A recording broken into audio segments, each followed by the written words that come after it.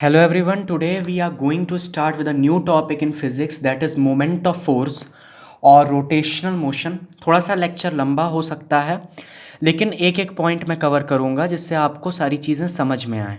ठीक है, तो फोर्स एक्चुअली क्या होता है? तो फोर्स वो एक एक्सटर्नल कॉज है जिससे बॉडी की स्टेट में चेंज आता है, या तो स्टेट ऑफ रेस्ट या तो स्टेट ऑफ मोशन। उसमें क्या आता है? परिवर्तन आता है, बदलाव आता है। वो हमारे पास एक एक्सटर्नल कॉज की वजह से आता है जिसको हम कहते हैं फोर्स।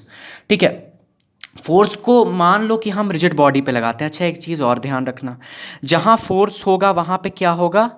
जहाँ फोर्स होगा वहाँ पे क्या होगा? Force is equal to mass into acceleration.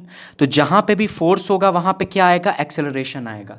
तो मान लो आपसे कोई कह रहा है कि कोई बॉडी कांस्टेंट वेलोसिटी से मूव कर रही है, कोई बॉडी कांस्टेंट वेलोसिटी से आगे बढ़ रही है, तो क्या उसके ऊपर कोई फोर्स लग रहा है? नहीं लग रहा है, क्योंकि अगर फोर्स लग रहा होता तो बॉडी पे एक्सेलरेशन ऑपरेट करता, और अगर एक्सेलरेशन आता तो बॉडी कांस्टेंट वेलोसिटी से कैसे मूव कर सकती थी? Rate of change of velocity ही तो हमारा एक्सेलरेशन होता है। इस वजह से ये थोड़ा सा दिमाग में रखना, आगे एक्विलिब्रियम में डिस्कस करेंगे। अब ध्यान रखो कि अगर मैं फोर्स किसी रिजिड बॉडी पे लगा रहा हूँ, रिजिड बॉडी हमारी क्या होती है? फोर्स लगाने पे जिसके शेप साइज स्ट्रक्चर में चेंज ना आए। अगेन, कोई भी बॉडी परफेक्टली रिजिड नहीं होती इस संसार में।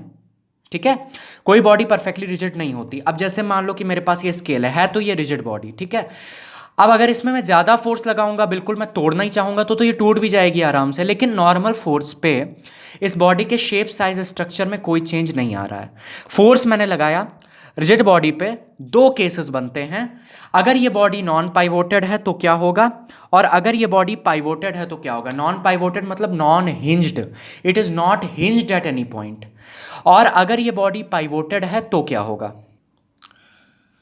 ठीक है, तो यहां पर अगर ये बॉडी नॉन पाइवोटेड है तो क्या होगा? इस पे मैंने फोर्स लगाया, सोचो, थोड़ा सा सोच के देखो। ये नॉन पाइवोटेड है, not hinged at any point, ठीक है, कहीं से भी मैंने इसको पकड़ा नहीं हुआ है। मैंने इस पे फोर्स लगाया तो बताओ ये क्या हो रहा है? ये कैसा मोशन कर रही है? It is in linear motion, या फिर रेक्टिलीनियर मोशन, या फिर ट्रांसलेशनल मोशन। तो अगर रिजिड बॉडी जो है वो नॉन पाइवोटेड होती है तो वो कैसा मोशन शो करेगी? उस पे फोर्स लगाने पे वो कैसा मोशन शो करेगी? It will show linear motion. अगर इसी बॉडी को मैंने लिया और यहां से पकड़ लिया, पाइवोट कर दिया, हिंज्ड कर दिया, और तब मैंने इस पे फोर्स लगाया, तो देखना जरा क्या होगा। ये कैसा मोशन शो कर रही है? कैसा मोशन हो रहा है इस पे? Rotatory motion. तो इस पे कैसा मोशन होगा? Rotatory motion. आ रही कुछ बात समझ में?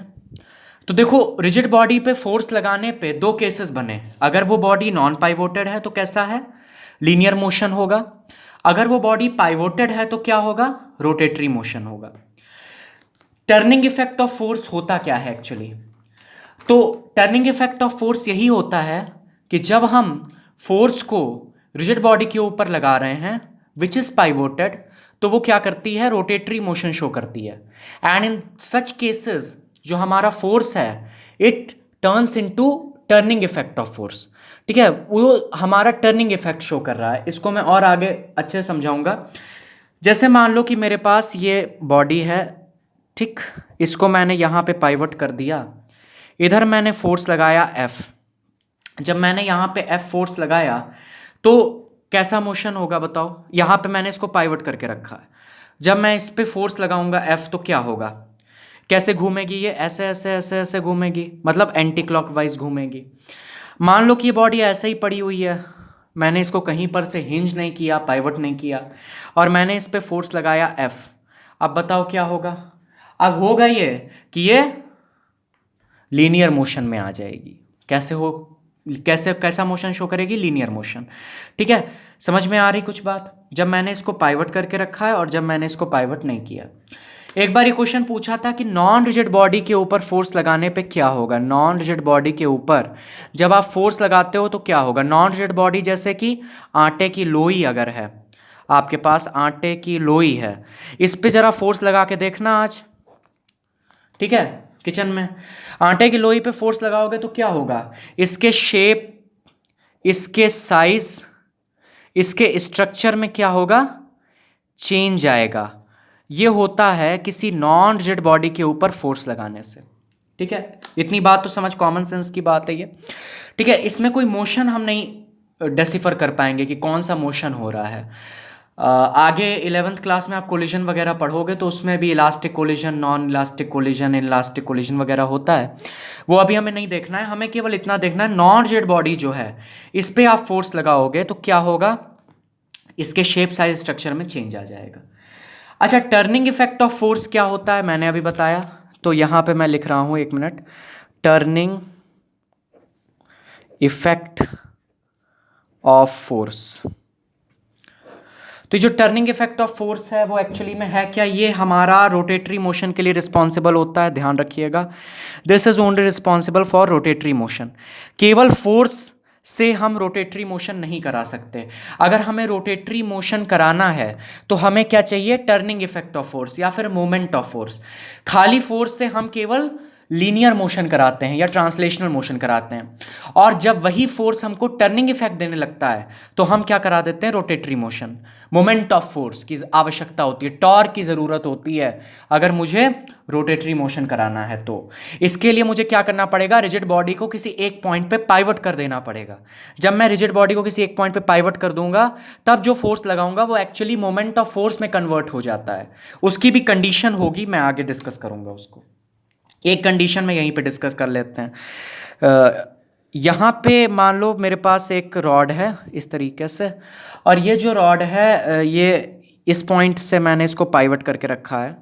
ठीक है, मैंने फोर्स लगाया यहाँ पे। ठीक है, मैं अगर एफ फोर्स यहाँ पे लगाता हूँ तो क्या होगा कि ये घूमने लग जाएगी। ठीक, बिल्कुल सही बात। मान लो कि मैंने एफ फोर्स यहाँ पे लगाया, अब क्या होगा, क्या ये घूमेगी, जरा सोच के देखो। यहाँ पे मैंने इसको पकड़ रखा है, मैंने फोर्स एफ यहाँ पे लगाया, ये घूम रही है। यहाँ पे लगाया, ये घूम रही है। यहाँ पे लगाया, तब भी ये घूम रही है। लेकिन इस पॉइंट पे अगर मैं लगाऊंगा तो क्या ये घूमेगी, नहीं घूमेगी। ठीक है, तो इसको आगे डिस्कस करेंगे, इसके पीछे की क्या फिजिक्स है, क्या मैकेनिक्स है, इसको आगे डिस्कस करेंगे। तो ये हमारा टर्निंग इफेक्ट ऑफ फोर्स कब आता है, जब हम फोर्स को रिजिड बॉडी पे लगा रहे हैं जो कि हमने एक पॉइंट पर पाइवट करके रखी है, हिंज करके रखी है, तब हमारा जो फोर्स है वो टर्निंग इफेक्ट देने लगता है। उसी को हम मोमेंट ऑफ फोर्स या टॉर्क बोलते हैं। समझ में आ गई बात, आगे बढ़ते हैं। Factors involve in turning effect of force. ठीक है, तो क्या फैक्टर्स हैं, इसके लिए हमें समझना होगा कि मोमेंट ऑफ फोर्स क्या होता है। ठीक है, मोमेंट ऑफ फोर्स या टॉर्क क्या होता है। तो मैंने बताया, जब फोर्स को हम रिजिड बॉडी पे लगा रहे हैं जो कि एक पॉइंट से पाइवोटेड है, उस पर हम लगाएंगे तो क्या होगा, टर्निंग इफेक्ट नहीं लगेगा वो फोर्स, उसी को हम मोमेंट ऑफ फोर्स कहते हैं। तो मोमेंट ऑफ फोर्स की बात कर लेते हैं। मोमेंट ऑफ फोर्स या फिर टॉर्क क्या होता है, तो ये इसका फॉर्मूला ध्यान रखना, बिल्कुल दिल दिमाग में बैठा लेना। Force into perpendicular distance. अब ये परपेंडिकुलर डिस्टेंस क्या है, तो जो परपेंडिकुलर डिस्टेंस है वो है line of action of force से, line of action of force से एक्सिस ऑफ रोटेशन तक का डिस्टेंस। नहीं आ रही बात समझ में, अभी समझाते हैं। Line of action of force and axis of rotation के बीच का जो डिस्टेंस है उसको हम क्या कहेंगे, परपेंडिकुलर डिस्टेंस। ठीक है, अच्छा मान लो कि मेरे पास ये रॉड है, ये मेरे पास रॉड है, इसको मैंने इस पॉइंट पे पाइवट करके रखा है, मैंने फोर्स लगाया F। ठीक, यहाँ से यहाँ तक का जो डिस्टेंस है वो मैंने मान लिया कि ये जो डिस्टेंस है वो है D, मैंने फोर्स लगाया F। तो बताओ कि मोमेंट ऑफ फोर्स या टॉर्क क्या होगा, मोमेंट ऑफ फोर्स या फिर टॉर्क क्या होगा। तो यहाँ पे मैंने क्या कहा है, फोर्स, ये फोर्स है F जो मैंने इधर लगाया, into perpendicular distance, perpendicular line of action of force and axis of rotation. तो ये हमारी line of action of force है, ये देख रहे हो, इसी लाइन के अलोंग हम फोर्स को लगा रहे हैं, तो ये हमारी line of action of force है। और perpendicular distance from line of action of force and axis of rotation. Axis of rotation क्या है, ये मतलब ये जो हमारी रॉड है ये किसके अबाउट रोटेट करेगी। देखो ये हमारे पास स्केल है, ठीक है, मैंने इसको यहाँ से पकड़ रखा है, मैं इस पर फोर्स लगाऊंगा तो ये किस पॉइंट के अबाउट अबाउट रोटेट कर रही है? इसकी एक्सिस ऑफ रोटेशन क्या है? ये है इसकी एक्सिस ऑफ रोटेशन। मतलब जहां पे हमने पाइवट करके रखा है, हिंज करके रखा है, वहां से line of action of force तक का जो परपेंडिकुलर डिस्टेंस, ध्यान दीजिएगा, परपेंडिकुलर डिस्टेंस जो होगा वो हमारा क्या कहलाएगा? F into perpendicular distance. तो एफ फोर्स से जब उसको हम मल्टीप्लाई कर देंगे तो वही हमारा टॉर्क हो जाएगा। ठीक है, तो एप्लीकेशन बेस्ड सवाल अभी हम इसमें देखने वाले हैं। तो यहां पे क्या होगा? F इंटू डी, ये हमारा क्या बना देगा? टॉर्क बनाएगा। टॉर्क को हम टाउ से रिप्रेजेंट करते हैं, ये इसका सिंबल होता है टाउ। ठीक है, तो टॉर्क को हम टाउ से रिप्रेजेंट करते हैं। ठीक है, तो ये आपको समझ में आ गया होगा। 2015 में पूछा गया था भाई कि SI unit of moment of force क्या होती है? SI unit of moment of force क्या होती है? तो जरा आप फॉर्मूला देख लो, force into perpendicular distance. Force की हमारे पास क्या होगी? फोर्स की हमारे पास होगी न्यूटन, और परपेंडिकुलर डिस्टेंस तो चाहे जैसा भी हो, इसकी क्या होगी? मीटर होगी। तो न्यूटन मीटर लिख सकते हो, नहीं तो जूल भी लिख सकते हो, कोई दिक्कत नहीं आएगी। ठीक है, अच्छा हम आगे बढ़ते हैं। देखो मेरे पास ये रॉड है, ठीक, ये मेरे पास रॉड है, इस पे मैंने फोर्स लगाया, यहां पे हिंज्ड है। ठीक, जब फोर्स लगाया तो ये इसको कैसे घुमाएगी? क्लॉकवाइज के एंटी क्लॉकवाइज? एंटी क्लॉकवाइज इस तरीके से घुमाएगी। मैंने दूसरी मतलब ऐसी रॉड ली, बिल्कुल इसी तरीके की, मैंने इसको हिंज कर दिया, मैंने इस पे फोर्स लगाया ऊपर से इस तरीके से, ये इसको कैसे घुमाएगी? ये इसको कैसे घुमाएगी? क्लॉकवाइज घुमाएगी, मतलब इस तरीके से घुमाएगी। क्लॉकवाइज मतलब घड़ी की दिशा में, एंटी क्लॉकवाइज मतलब घड़ी के अपोजिट। ठीक है, तो ये जो है हम कैसे घुमा रही है? Anti clockwise. ध्यान देना, हमेशा anti clockwise moment of force को हम क्या लेंगे? पॉजिटिव लेंगे, जबकि क्लॉकवाइज मोमेंट ऑफ फोर्स को हम क्या लेते हैं? नेगेटिव लेते हैं। इसका भी कारण होता है, जब आप 11th में मैथमेटिक्स में या फिजिक्स में वेक्टर्स आप पढ़ते हो तो आपको पता चलता है कि ये जो टॉर्क है ये एक्चुअली एक्सियल वेक्टर है, और जो ये एक्सियल वेक्टर है ये क्या करता है कि मतलब हम इसका डायरेक्शन कैसे डिटरमाइन करते हैं वो सब आप वहां सीखोगे। ठीक है, राइट हैंड स्क्रू रूल वगैरह से इसका हम डायरेक्शन डिटरमाइन करेंगे। अभी के लिए आपको इतना ध्यान रखना है कि anti clockwise moment of force को, मोमेंट ऑफ फोर्स क्या है? Force into perpendicular distance. ठीक है, तो ये जो है anti clockwise moment of force को हम क्या लेते हैं? Positive. Clockwise moment of force को हम क्या लेते हैं? नेगेटिव। ध्यान दीजिएगा, टॉर्क हमारा या मोमेंट ऑफ फोर्स हमारी कैसी क्वांटिटी है? स्केलर है कि वेक्टर है? बोलो, वेक्टर क्वांटिटी है। ध्यान दीजिएगा, ये एक एक्सियल वेक्टर है। ठीक है, वेक्टर क्वांटिटी है। अच्छा, अब मान लो कि मुझे टर्निंग इफेक्ट ऑफ फोर्स को मैक्सिमम करना है, मुझे टर्निंग इफेक्ट ऑफ फोर्स को मैक्सिमम करना है, तो मैं क्या करूंगा बताओ?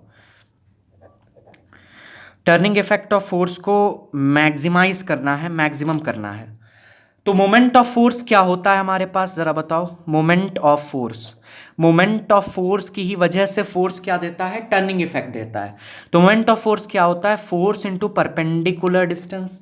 ठीक है, अब मुझे फोर्स को या तो मैं मैक्सिमम कर दूं, अगर मुझे मोमेंट ऑफ फोर्स को मैक्सिमम करना है, मोमेंट ऑफ फोर्स मैक्सिमम होगा तभी तो टर्निंग इफेक्ट ज्यादा आएगा। तो अगर मुझे मोमेंट ऑफ फोर्स को मैक्सिमाइज करना है तो या तो मैं फोर्स को बढ़ा दूं, मान लो मैं 2 न्यूटन का लगा रहा था, मैं 4 न्यूटन का लगाने लगूं, वो संभव हो सकता है लेकिन उसमें थोड़ा मेहनत ज्यादा लगेगी। और दूसरी चीज मैं क्या कर सकता हूं कि ये जो डी है इसको मैं बढ़ा दूं, फोर्स को बढ़ा दूं, फोर्स को मैक्सिमाइज कर दूं, या फिर मैं डी को मैक्सिमाइज कर दूं। अब डी को मैक्सिमाइज करने का क्या यहां पे एप्लीकेशन है जरा समझना। यहां पे कभी आपने दरवाजे को थोड़ा ध्यान से खोला होगा, खोलते तो रोज हो, कभी ध्यान से खोला होगा तो यहां पे दरवाजा क्या होता है? हिंज्ड होता है। ये जो है यहां से पाइवट होता है या फिर हिंज्ड होता है दरवाजा। तो हैंडल कहां लगाया जाता है दरवाजे को खोलने के लिए? बिल्कुल यहां पर, यहां पे दरवाजे को खोलने के लिए हैंडल हमारा लगाया जाता है। तो आप फोर्स कहां लगाते हो? यहां पे लगा रहे हो। जब आप फोर्स यहां पे लगा रहे हो तो ये जो डिस्टेंस है ये मैक्सिमम होती है, perpendicular distance from the line of action of force, ये हमारी line of action of force होती है एफ। ठीक है, ऐसे खोलते हो ना आप, तो ये हमारी line of action of force होती है, और ये जो है एक्सिस ऑफ रोटेशन से line of action of force के जो बीच का जो डिस्टेंस होता है, परपेंडिकुलर डिस्टेंस, वो ये होता है डी।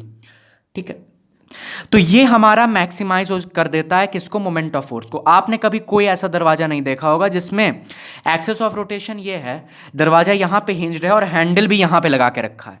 जब हैंडल ये यहां पे लगा देगा तो भैया बड़ा फोर्स लगाना पड़ जाएगा, क्योंकि हमने डी को कम कर दिया। डी को हमने कम कर दिया, ध्यान से समझना, हमने डी को कम कर दिया तो मोमेंट ऑफ फोर्स तो हमें उतना ही चाहिए। दरवाजे को खोलने के लिए मोमेंट ऑफ फोर्स तो हमें उतना ही चाहिए। हमने डी को क्या किया, कम कर दिया है, तो हमको सीधी सी बात है एफ को बढ़ाना पड़ेगा। देखो जैसे मान लो 6 होता है, 6 इज इक्वल टू 3 इंटू 2 होता है। ठीक है, हमें 6 ही लाना है, हमको क्या करना है, 6 ही लाना है।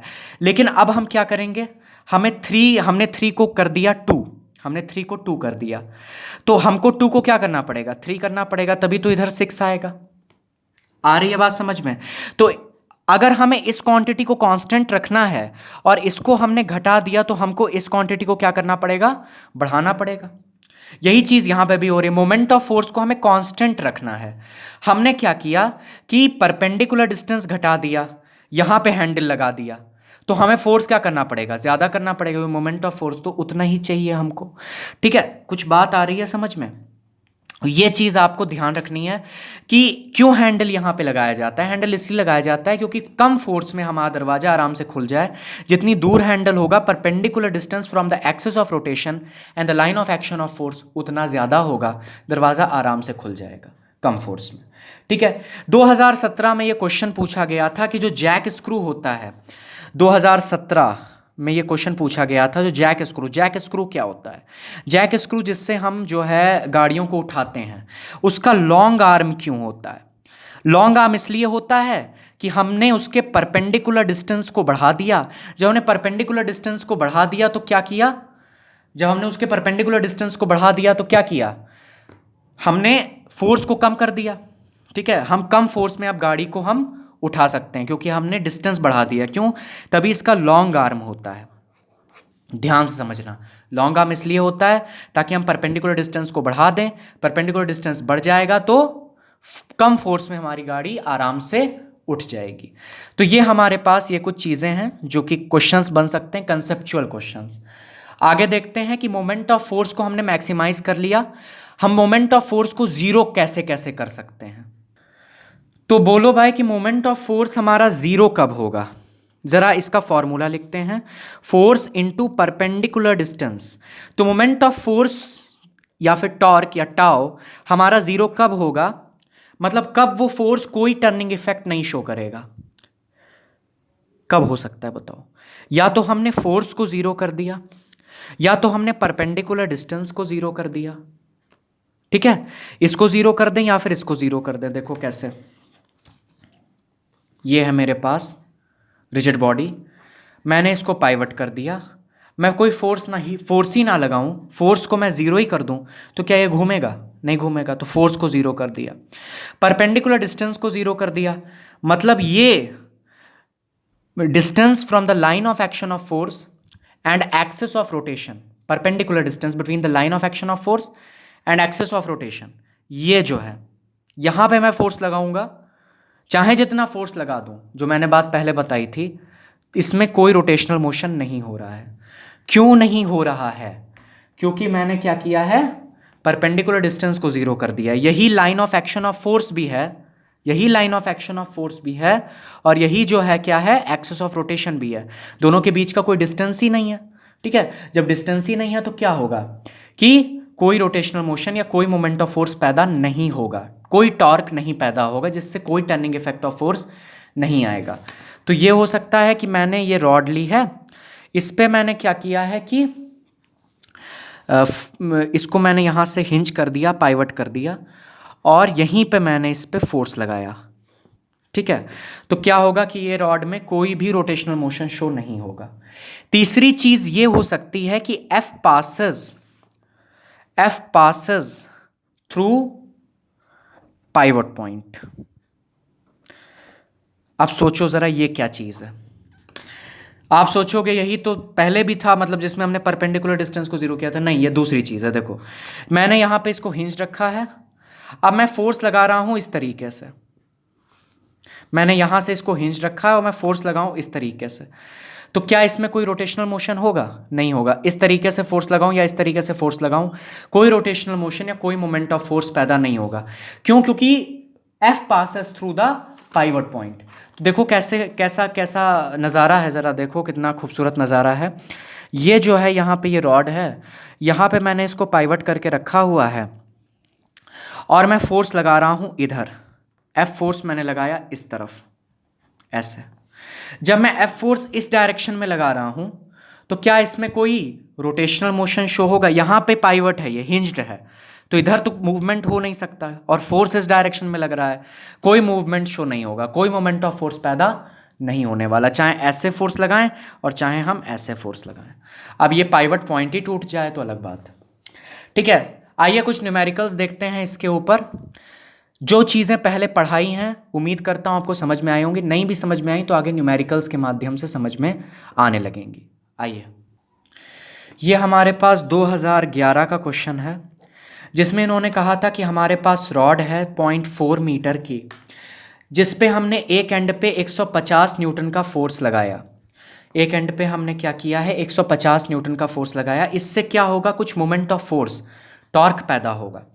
ठीक है, वही टॉर्क हमको इस रॉड में भी चाहिए 60 न्यूटन के फोर्स पे, वही टॉर्क हमको इस रॉड में भी चाहिए 60 न्यूटन के फोर्स पे। अब देखो यार, यहाँ पे हम फोर्स लगा रहे थे 150 न्यूटन का, यहाँ पे हम फोर्स लगा रहे हैं 60 न्यूटन का। फोर्स हमने कम कर दिया तो हमको क्या करना पड़ेगा, फोर्स हमने कम किया है, सेम मोमेंट ऑफ फोर्स चाहिए, सेम टॉर्क चाहिए। फोर्स हमने कम कर दिया तो सेम टॉर्क लाने के लिए हम क्या करेंगे, हमको क्या करना पड़ेगा, परपेंडिकुलर डिस्टेंस को बढ़ाना पड़ेगा। जो अभी बात मैंने कही 6 = 2 × 3 या फिर 3 × 2। ठीक है, तो परपेंडिकुलर डिस्टेंस को हमें बढ़ाना पड़ेगा। तो रिक्वायर्ड मोमेंट ऑफ फोर्स क्या होगा, जरा बताओ। तो हम कह सकते हैं कि जो हमारे पास रिक्वायर्ड मोमेंट ऑफ फोर्स है वो क्या है, इस रॉड से कैलकुलेट करते हैं हमें चाहिए कितना। तो हमने कहा फोर्स इंटू परपेंडिकुलर डिस्टेंस 150 × 0.4। ठीक है, इसको यहीं पे छोड़ देते हैं। यही मोमेंट ऑफ फोर्स हमको चाहिए इस वाली रॉड पे। ठीक है, हमने फोर्स को कम कर दिया तो देखना डिस्टेंस अभी ज़्यादा ही आएगा।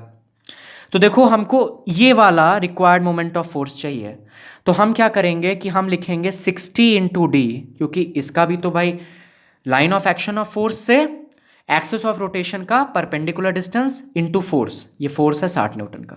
तो 60 × d इज इक्वल टू 150 × 0.4। ठीक, यहां से आप d निकाल सकते हो कि नहीं निकाल सकते हो। 150 × 0.4 डिवाइडेड बाय 60 कितना आ जाएगा, जरा बताओ। ये आ जाएगा 1 मीटर।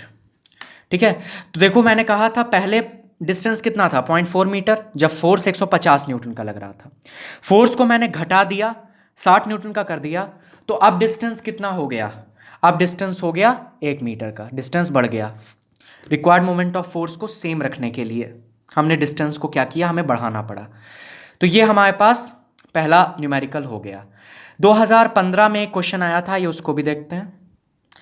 तो देखो यहाँ पे क्या है कि मुझे एक नट को ओपन करना है, एक बोल्ट को ओपन करना है, और मैं वो कैसे करूँगा, एक रिंच के माध्यम से। ठीक है, हम रिंच पे लीस्ट फोर्स लगा रहे हैं 2 न्यूटन का, मतलब इससे ज़्यादा फोर्स हम नहीं लगा सकते, 2 न्यूटन तक का ही फोर्स हम लगा सकते हैं। रिंच की लेंथ आपको दी गई है 20 सेंटीमीटर की, 20 सेंटीमीटर की रिंच की लेंथ है। फोर्स हम कितना लगा रहे हैं, 2 न्यूटन का। रिक्वायर्ड मोमेंट ऑफ फोर्स कितना होगा, तो देखो भाई हमारे पास इस तरीके से ये रिंच एक जगह पे पाइवट होगी, इस तरीके से होगा। ये हमारे पास ये देखो ये रिंच है, ऐसे करके ही तो हम बोल्ट को ऐसे करके खोलेंगे, और यहाँ से यहाँ तक का ये जो डिस्टेंस है ये हमारा d होगा। ठीक है, और यहाँ पे हम फोर्स लगाएंगे, फोर्स हम बिल्कुल एंड पे लगाएंगे, क्योंकि सीधी सी बात है हमको लीस्ट फोर्स लगाना है 2 न्यूटन का, लीस्ट फोर्स इतना ही लगाना है। तो हम बिल्कुल एंड पे लगाएंगे, मतलब बिल्कुल 20 सेंटीमीटर पे लगाएंगे, ताकि परपेंडिकुलर डिस्टेंस हमारा क्या हो जाए, मैक्सिमाइज हो जाए, फोर्स हमको कम से कम लगाना पड़े। तो मोमेंट ऑफ फोर्स क्या होगा यहाँ पर, force into perpendicular distance. Force हमारे पास क्या है 2 न्यूटन का, परपेंडिकुलर डिस्टेंस हमारे पास क्या है 20 सेंटीमीटर, लेकिन इसको हम मीटर में करेंगे तो 20/100 कर देंगे, इसको हमने मीटर में कर दिया, हमारे पास क्या आ जाएगा 0.4 न्यूटन मीटर। ठीक है, आप चाहो तो इसका डायरेक्शन भी लिख सकते हो कि ये जो मोमेंट ऑफ फोर्स है ये कैसा है, ये कैसे इसको घुमाएगा, एंटी क्लॉकवाइज घुमाएगा। तो आप ऐसे लिख सकते हो एंटी क्लॉकवाइज, या फिर इसके आगे आप पॉजिटिव का साइन भी लगा सकते हो, दोनों में से कोई एक चीज़ आप कर सकते हो। Examiner will consider it. ठीक है, तो ये आपको ध्यान रखना है कि हमने लीस्ट फोर्स इसने पूछा था कि ये जो लीस्ट फोर्स इसने दिया था 2 न्यूटन का है, हमें लीस्ट फोर्स से हमको क्या करना है, नट को खोल देना है। तो हम बिल्कुल फोर्स किधर लगाएंगे, बिल्कुल एंड पे 20 सेंटीमीटर पे ही लगाएंगे। ठीक है, 20 सेंटीमीटर पे लगाएंगे, जिससे हमको जो मोमेंट ऑफ फोर्स मिले वो ज्यादा मिले। ठीक है, तो इतना आपको समझ में आया होगा। आइए आगे देखते हैं। अब यहां पे मेरे पास देखो 1 मीटर की रॉड है, 1 मीटर मतलब 100 सेंटीमीटर। ठीक है, 100 सेंटीमीटर की मेरे पास रॉड है। यहाँ पे मैंने इसको सस्पेंड करके रखा है, इस पॉइंट पे मैंने इसको पाइवट कर दिया है, हिंज कर दिया है। इस पॉइंट को मैं क्या कह रहा हूँ, फलक्रम कहता हूँ। ठीक है, इस पॉइंट को फलक्रम कहेंगे। ये एफ है। 10 सेंटीमीटर पे 20 केजी का भार रखा है, 70 सेंटीमीटर पे 30 केजी का भार रखा हुआ है। 50 सेंटीमीटर पे हमारा क्या है, बिल्कुल मिड पॉइंट पे हमारा फलक्रम है, एफ है। आपसे पूछा है net moment of force about F कितना होगा। तो जहां पे भी आपको जिस पॉइंट के अबाउट पूछा उस पॉइंट को आप पकड़ लिया करो। इस पॉइंट को पकड़ लो, ऐसे करके पकड़ लिया आपने। जब आपने इस पॉइंट को ऐसे करके पकड़ लिया तो अब बताओ, ये 20 केजी वाला जो ये वेट है, ठीक है, 20 केजी वाला जो ये मास है, ये क्या करेगा, इसको कैसे घुमाएगा। ये 20 केजी का इधर लग रहा है फोर्स नीचे की तरफ, ये इसको कैसे घुमाएगा, क्लॉकवाइज के एंटी क्लॉकवाइज। इसको पकड़ के देखो, ये इसको कैसे घुमाएगा, ये इसको ऐसे ऐसे ऐसे ऐसे ऐसे ऐसे घुमाएगा, मतलब ये इसको घुमाएगा इस तरीके से। और ये वाला इसको कैसे घुमाएगा, ये वाला इसको ऐसे घुमाएगा, ये वाला इसको घुमाएगा इस तरीके से। तो ये वाला इसको घुमाएगा एंटी क्लॉकवाइज और ये वाला इसको घुमाएगा क्लॉकवाइज। तो सबसे पहले हम क्या करते हैं, नेट मोमेंट ऑफ फोर्स पूछा है अबाउट एफ। सबसे पहले हम एंटी क्लॉकवाइज मोमेंट जो है, anti clockwise moment of force calculate कर देते हैं। Anti clockwise moment of force किसकी वजह से है, इसकी वजह से। Anti clockwise moment of force इसकी वजह से है। तो ये क्या होगा, force into perpendicular distance. Again perpendicular distance, line of application of force and axis of rotation. Line of application of force, line of action of force and axis of rotation. अब ये किस पॉइंट के about rotate करेगा, जिस point के about इसको pivot कर दिया हमने, हिंज कर दिया है, इस पॉइंट के अबाउट हिंज किया है, फलक्रम के अबाउट, तो ये फलक्रम के अबाउट ही रोटेट करेगा। ठीक है, तो हम कह रहे हैं कि भाई जो हमारे पास anti clockwise moment of force होगा वो क्या होगा, 20 केजी। अब क्योंकि ये मास है, ठीक है, ये मास है, ये फोर्स नहीं है। फोर्स हमारा क्या होता है, वेट होता है। मास हमारे पास क्या है, 20 केजी का। तो इसको हमें फोर्स बनाना है, तो हम या तो इसको 9.8 से मल्टीप्लाई करें, ठीक है, क्योंकि वेट क्या होता है, mass into G, M G, weight is equal to M G. नहीं तो हम सीधे सीधे क्या लिख दें, 20 के जी एफ। ठीक है, क्योंकि एक के जी एफ में 9.8 न्यूटन ही होते हैं, तो हमने क्या लिखा, 20 के जी एफ। ठीक है, और परपेंडिकुलर डिस्टेंस में हमने क्या लिख दिया भाई, परपेंडिकुलर डिस्टेंस। परपेंडिकुलर डिस्टेंस क्या होगा, जरा बताओ, सोच के बताना। परपेंडिकुलर डिस्टेंस क्या होगा, line of action of force हमारी ये है हमारी line of action of force, and axis of rotation हमारी ये है। इन दोनों के बीच का डिस्टेंस, ये पूरा 50, ये 10, ये 50, ये 10, तो ये कितना, 40। तो हमने लिख दिया 40 सेंटीमीटर। कितना आएगा, is equal to +800 kgf centimetre. ठीक है, क्यों, क्योंकि एक एंटी क्लॉकवाइज है, एंटी क्लॉकवाइज को हम पॉजिटिव लेते हैं। ठीक, अब हम बात करेंगे क्लॉकवाइज मोमेंट ऑफ फोर्स की।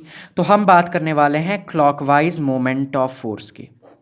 जब हम बात करेंगे क्लॉकवाइज मोमेंट ऑफ फोर्स की, तो वो किसकी वजह से हो रहा है, इसकी वजह से।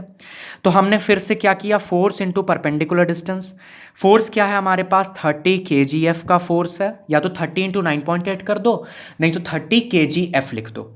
ठीक है, 30 kgf इंटू परपेंडिकुलर डिस्टेंस हमारे पास क्या है, 70 और 50, मतलब ये जो डिस्टेंस है यहां तक का है 70, यहां तक का है 70, यहां तक का है 50, तो ये डिस्टेंस कितना होगा, 70 माइनस 50 क्या आएगा, 20। तो ये हमारे पास हो गया 20 सेंटीमीटर।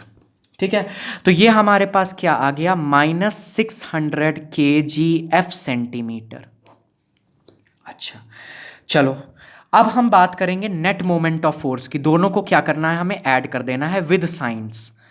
ठीक है, दोनों को हम ऐड करेंगे तो +800 -600 कितना आ जाएगा, कितना आएगा, प्लस की minus, plus, plus 200 kgf centimetre. अच्छा, मतलब यार ये जो नेट मोमेंट ऑफ फोर्स है वो किस तरफ है, पॉजिटिव डायरेक्शन में है। पॉजिटिव किसको हम लेते हैं, क्लॉकवाइज के एंटी क्लॉकवाइज, एंटी क्लॉकवाइज।